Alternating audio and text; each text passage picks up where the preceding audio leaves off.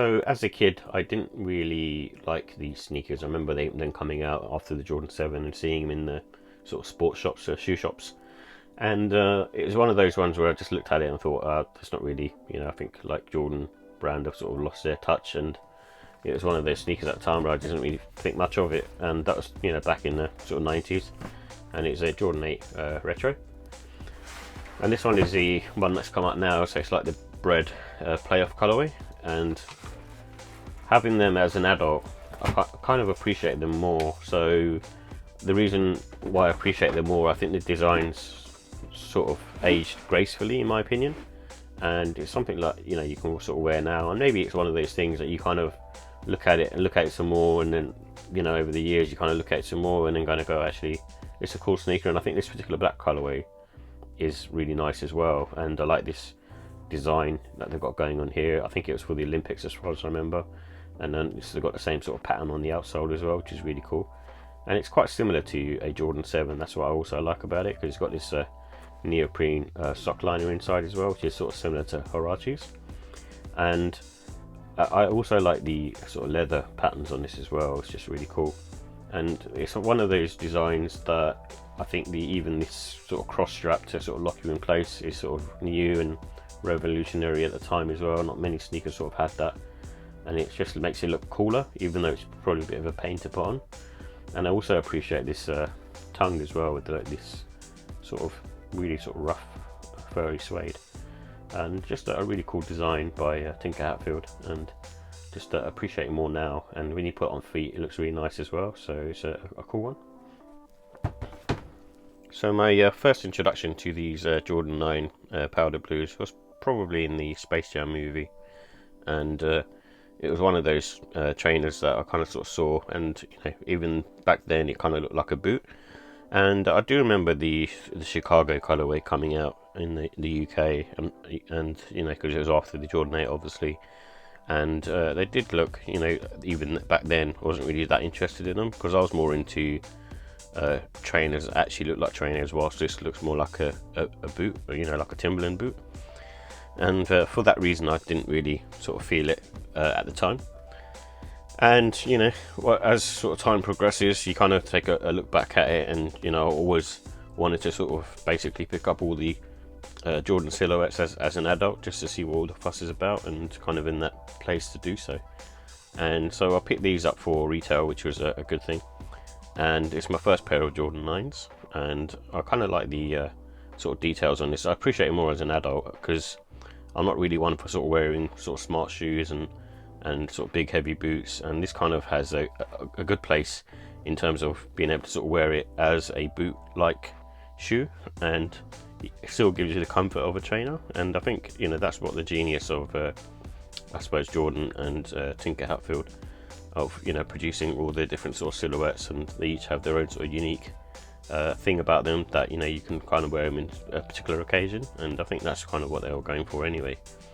And with this one, it's got the sort of hieroglyphics type feature on the outsole, where it's kind of a nod to sort of Michael Jordan really, and like all the sort of wording and details around that. I'm not sure completely what they mean, but it's a cool outsole. Another one similar to the Jordan 8 as well. It's just another different approach really, which they don't normally do nowadays, and it's really cool and a nod to the past.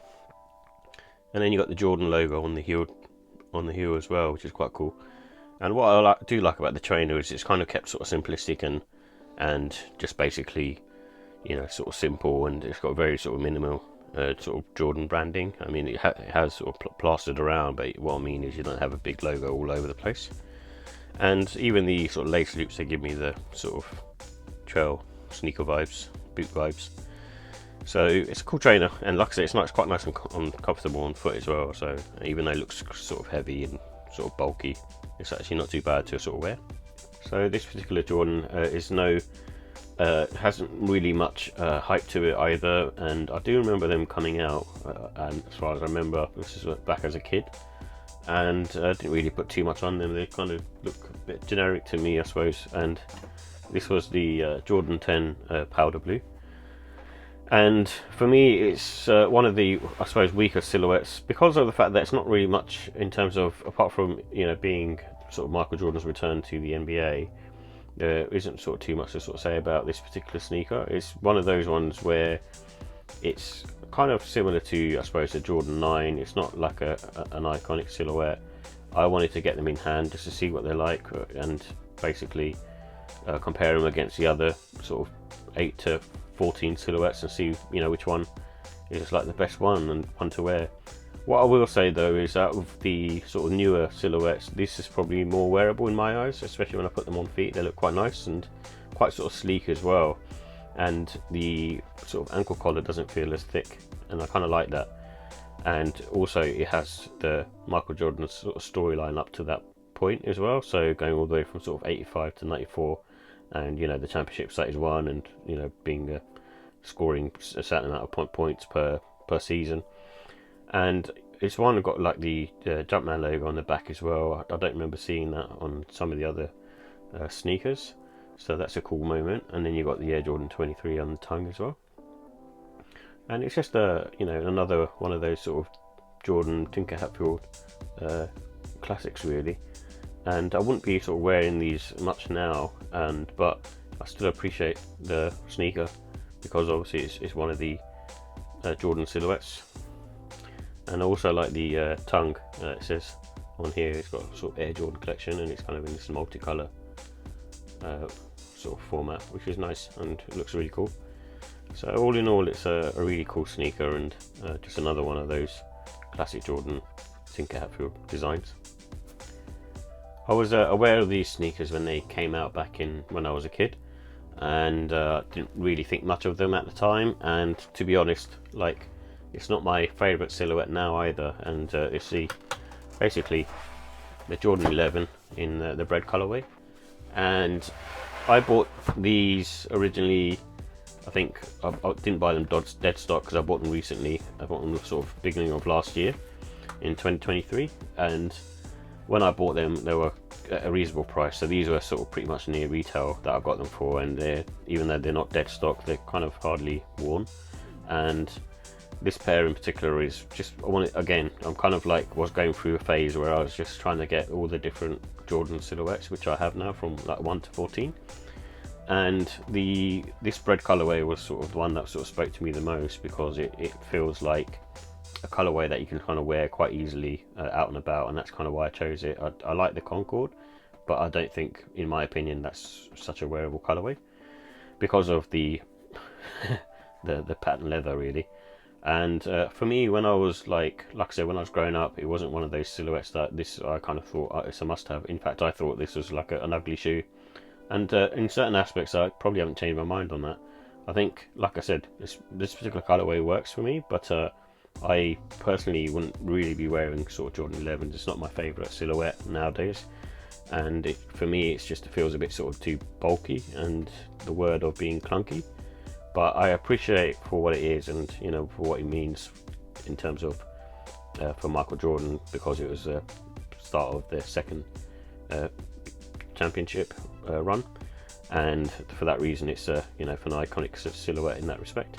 So as a kid, I do remember these coming out, and I thought they were ugly, in all honesty. And at the time, NBA wasn't so much of a big thing in the UK, especially during that time. I think soccer was more bigger, and basically the trainer is a Jordan 12 playoff, and the colorway is quite nice actually. This is the one that I got, and I managed to get pretty much below retail, I think, and off of eBay. And so again, if I don't keep these, I can always sort of sell them on. But I wanted to sort of get all of the Jordans in hand, and this is basically another one with sort of really nice sort of leather quality, as you can sort of see, especially in the upper. And then it's got this sort of pebbled leather effect going around the mudguard and the medial lateral side of the sneaker, sorry. And also like the way the traction pattern looks as well. It's quite similar to the Jordan 11, but it's got the herringbone there as well. And in my eyes, it's another one of those cool Jordans. Again, they kept the sort of design and the branding to a minimum, and that's probably done on purpose because each sort of Jordan sneaker looks different and unique, and but using sort of similar tech, and this is no different.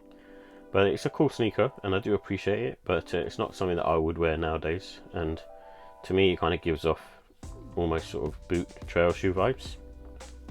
So this sneaker I wasn't too aware of as a kid, and it was the Jordan 13 that I got, and it's in the black Bred colorway.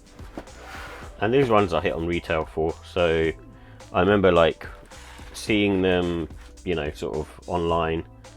This is kind of, I suppose, late 90s, early noughties, and in all honesty, same as like the Jordan 12 and the Jordan 11, I didn't really think much of them and weren't really sort of feeling them as a pair of trainers, and in all honesty I probably wouldn't be able to afford them at that time either. So I was a lowly student back then, so for me it was like one of those trainers that I just looked at and I thought, nah, it's not for me.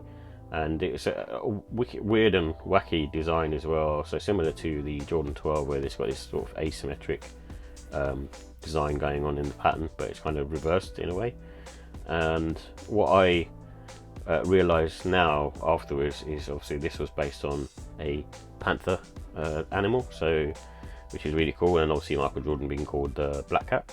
And I appreciate it now. I think this particular, like, depends on the colorway as well, and I think this black colorway really works with this particular shoe, obviously being sort of a Black Panther inspired shoe with this cat's eye, and then you've got the paw like sort of outsole pods traction, and then you've got this Pogs type hologram on the bottom, and the sort of quilted upper is really nice as well, and it just looks like a really cool shoe like when you see it now. And I think the only thing for me is it's not something that I would wear nowadays. And I had another pair that I bought, which was the French blue version, which I bought for significantly like under retail and on sale, and I wore those for a few times, and to be honest it's not a sneaker that I'd wear. I will say however it is one of the most comfortable Jordans out there, so we'll give it that. So but it's a cool sneaker to see and have in hand, and part of the sort of Jordan heritage. So I don't remember hearing about these as a kid, and it was one of those ones that probably sort of flew under the radar in all honesty, and I didn't pick it up and didn't even sort of have any details about this particular trainer. And it's only until I suppose later on in life, sort of 10-15 years ago, where I sort of knew about Jordan 14s more, and but before that I didn't really have a clue of what they were, and in all honesty, and like having them now and buying them now as an adult, it was one of those things that I kind of looked at and actually do like the look of the silhouette, so I ended up buying it, and obviously having sort of all 14 now. And then this is like the white, black and hyper raw colorway, and getting them in hand and having them now, this is probably one of my favorite silhouettes in all honesty. And I think the reason why is it looks similar to a Jordan 3 in my opinion. It's like quite sort of minimum branding, but there's a lot of detailing going on, similar to like the Jordan 3. So on the back, you know, heel area, you'd have like the elephant print, and on the front you'd have like some elephant print around the toe guard. Well, so this one, it's got these sort of blue, almost sort of carbon fiber type hits, you know, like teeth, and then on here as well, it's got kind of the hits as well, and it's got that kind of sporty vibe, which obviously inspired by sort of Michael Jordan's Ferrari as well. And then you've got kind of these tire marks for like the back of the heel, where you've got 23 written there, and then also the outsole having that traction pattern of herringbone is really cool as well.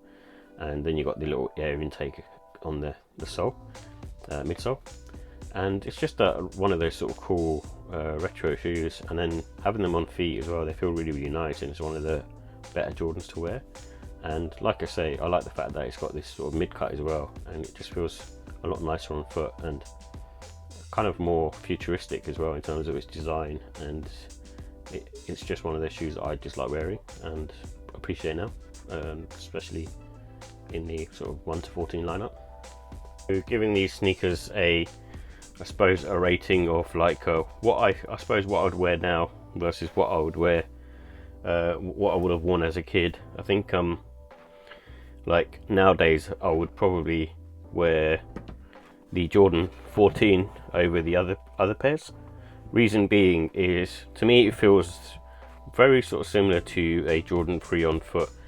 And even though it's like a sportier sort of trainer, I still think because it's a slightly, even though this is what they call a mid-cut, and it's got the asymmetric collar design on it, I think it just works well as a trainer. Like if I want to wear with sort of certain clothing, and you know, with like a racer leather jacket and things like that, it works well, especially with some jeans.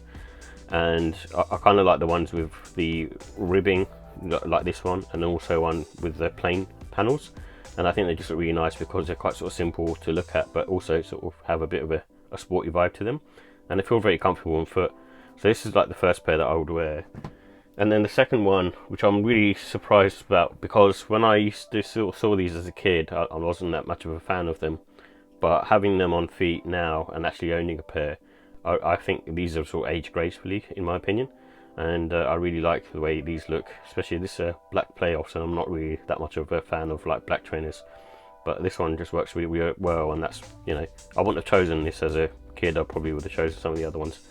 And then I would say out of the other Jordans, and these ones I've got recently, I didn't get them obviously when they first came out, and after having these, I think out of all of them I'd probably go for the Jordan 9, because it's quite sort of boot-like, but I think also it looks cool. Maybe it's this colorway, but because I'm a fan of blue.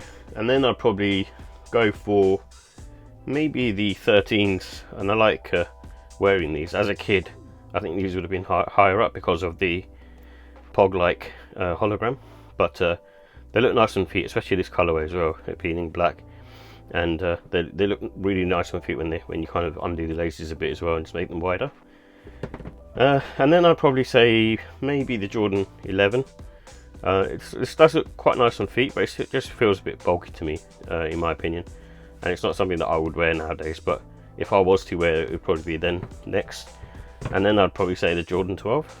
I think this one gives me sort of the trail shoe vibes, so a bit similar to sort of a Timberland, so that will probably go next. And then it would probably be the Jordan 10.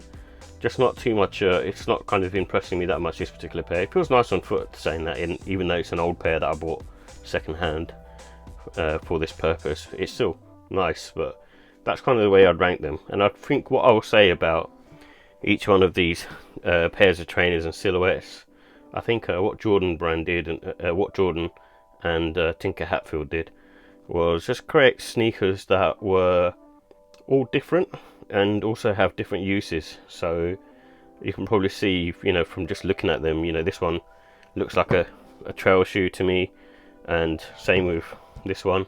So whilst I know, like with Michael Jordan, he wanted something to wear on sort of smarter occasions, and the Concord was a pair that he had to, I think, wear with a suit, for example. So personally, I wouldn't wear them with a suit, but I understand. Like, I don't think, like me, I don't think he's a fan of wearing smart shoes by the sounds of it.